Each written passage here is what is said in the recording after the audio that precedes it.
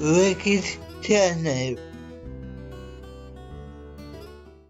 はい、皆さん、こんにちは。100万障害者の植木です。はい、こんにちは。セクマイ障害者のいまっちです。前回から、松さんと、アルコール依存症についての対談をしているんですが、前回はアルコール依存症真っ盛りの話をしてたんですが、今回は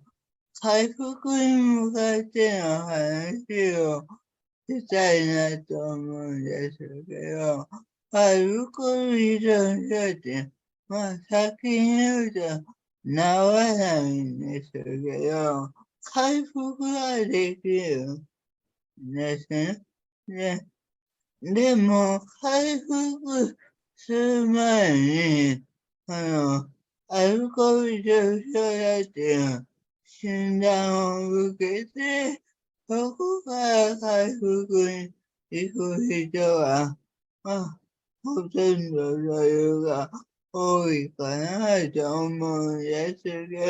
ど、マシさんは、どういうきっかけで、診断をもらえたんですが、はい、一番最初はなんですけど、大学院の時にやっぱりうつ病でこう通ってたお医者さんに、一応そのなんかこうお酒すごいめっちゃ飲んでしまって、しんどいんですっていう話をしたんですけど、その時のお医者さんは、あなたなんかアルコール依存症じゃないよ。本当のアルコール依存症の人っていうのは、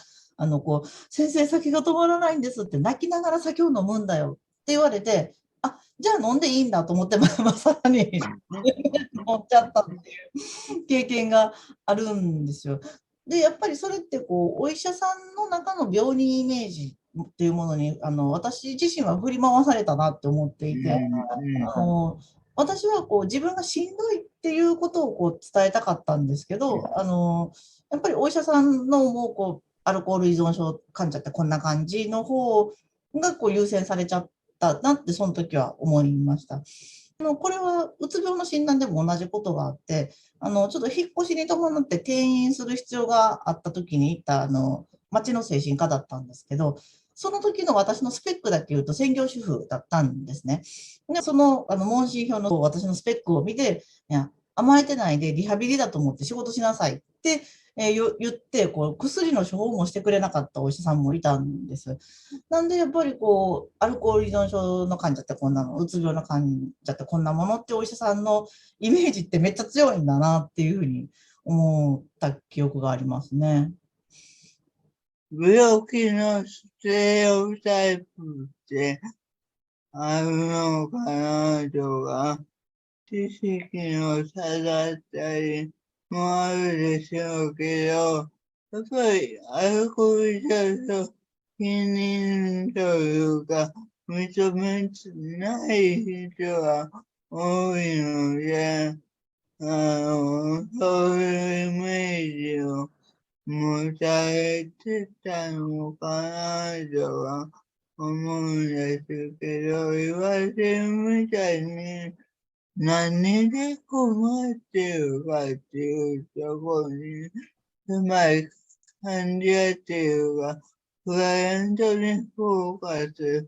るっていうことはないっていうのは、すごくしんどいなと思って、自分の話をすると、自分はうつ病で病院に行った時は、そんなにお酒のことを聞かれなくて、で、ごまかしてたんですけど、お酒と薬は同時に飲んじゃいけないから、控えめにしてくださいねって言われて、これ自分の方が悪いかもしれないけど、控えめって言われると飲んでいいんだと思って、で、精神薬とお酒を散歩して、よく飲んでて、多分ですけど、それだけいいんで、その頃の記憶がないんですよ。ちょっと頭がダメージを受けてしまって、まあ、そういうこともあったので、もう精神科医でも、ってアルコール依存症ですねって見分ける人、まあ、専門医の方はそうですよけど、そういう方と、あまりアルコール依存症知らない人、どちらかに当たるかによって、だいぶ違う結果が出るんじゃないかなと思います。今の植木さんのちょっとごまかしたというか、まあね、こう、いいように取っちゃうのって、やっぱり、私も心当たりがあって、これもその転院に伴って、初めて行ったクリニックの話なんですけど、初診の時ってね、問診票に、こう、今までの病歴とか書く欄があるじゃないですか。で、そこに、まあ、タバコを吸いますか、お酒飲みますか、飲むなら週何日ですかっていう書く欄があって、週5日に丸をして出したら、それを見たお医者さんが、本当に5日ですかって聞かれたんですよね。で、ごにょごにょごにょって言ってたら、はい、毎日ですねってこう書き直されて、じゃあ検査しますって言われて、まあ、その場ですぐできる検査をして、はい、手が触れてますね、アルコール依存症ですね、アルコール依存症の治療には3つの柱があると言われています。まずはって言っても、教科書を読むみたいに、さらーっと話し出した人がいたんですよ。その人が私に初めてアルコール依存症の診断を出したお医者さんなんですけど、その人は全然アルコール依存専門医でもなくて、町のクリニックの非常勤のお医者さんだったんですけども、ご本人曰く、僕も自分のことをアルコール依存症だと思ってます。で、生活に支障が出ないように踏ん張っているから、まあ、問題行動にならないだけで、一瞬でも手を緩めたら僕は終わりですって、もうかなり、はっきりご本人も自分のことを認識してらっしゃって、だからこそ、こんな行動をしていればアルコール依存症だじゃないんだって、もう困ってることがああって、それをまあごまかそうとしている時点でもうお前はアルコール依存症なんだっていうことをかなり明確に言ってくれたんですよね。で、やっぱり私のスペックだけじゃなくて、私がこうごまかそうとしたという事実も含めて、私の状態を認識して、まあ、そこにもちゃんと焦点を当ててくれたから、やっとこう依存症の診断が出て、まあ、変な話、やめる理由がついたっていう意味で助かったなっていうふうに思ってます。ちなみにね、そのお医者さん結構容赦なくてですね、まあ、その初診の時に言われたことが2つあって、1つはアルコール依存症の原因っていうのは、親との関係というのは切り離せませんが、それは解決できないので諦めてくださいっていうのが、はっきり言いますね。もうめっちゃはっきり言われて、で、2つ目は、まあ、依存症的な体質というか性質というのは変わらないので、アルコールより安全性の高いものに依存してください。で、アルコールより抗精神薬の方が安全性が高いからお薬出すのにちゃんと飲んでください。まあね、結構ね、希望のないことでも、まあ、じゃあどうしましょうかっていうところも含めて、かなり忌憚なく話してくれたんですね。私の場合はこう診断が出てなくても、うすうすまあなんかアルコール依存症っぽいな、だってこんな、ね、いろいろとこう階段から落っこちるなり、こう毎日酒飲み続けるなりしてるから、うすうす気づいてはいるんですけど、診断が出て、やっとこう治療ができる、やめる理由がついたって思えたっていうのは、すごく私にとってはいいポイントだったんですよね。植木さん的には診断が出た時ってどんな感じだったんですか？自分の場合もやっぱり、もう仕事も趣味もできなくなって、どうにもならなくなって、このままではもう酒に殺されるっていう感じ。習慣的に思って、アルコール依存症をい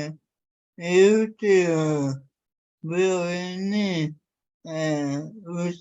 て、そこでもちょっとごまかしてたんですけど、本当のことを言って、はい、アルコール依存症ですって言われて、じゃあ今日から一切お酒を飲まないでくださいって、もうシナリオ通りのことになって、できますかって言われて、できないとも言えないし、でも未練だったらしい。も